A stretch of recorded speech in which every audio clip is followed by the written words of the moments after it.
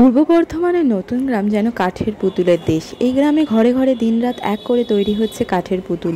নতুন গ্রামের পরিচয় কাঠের পুতুলের জন্য, যা বাংলার কৃষ্টি সংস্কৃতির অঙ্গ হয়ে উঠেছে। কাঠের পুতুল তৈরি করতে করতে গ্রামের নামই হয়ে গেছে কাঠের পুতুল গ্রাম। অধিকাংশ গ্রামবাসী কাঠের পুতুল তৈরি করে জীবিকা নির্বাহ করেন। কাঠ কেটে তৈরি হয় রাধাকৃষ্ণ, গৌর নিতাই, জগন্নাথ, বলরাম, সুভদ্রা, বর কনে, কাঠের প্যাঁচা, আরও নানান রকমের পুতুল। উল্লেখ্য, অনেক আগে থেকেই নতুন গ্রাম বিখ্যাত হয়ে ওঠে কাঠের পুতুল তৈরি করে। কাঠের পুতুল তৈরি করে এই গ্রামের কারুশিল্পী শম্ভুনাথ ভাস্কর বহু পূর্বেই রাষ্ট্রপতি পুরস্কার পেয়েছেন। রীতিমতো প্লাস্টিকের সঙ্গে যুদ্ধ করেই আজও পূর্বস্থলীর নতুন গ্রামে কাঠের পুতুল তৈরির ঐতিহ্য ধরে রেখেছেন তারা। এই গ্রামে কম বেশি 40টি পরিবার এই পেশার সঙ্গে যুক্ত।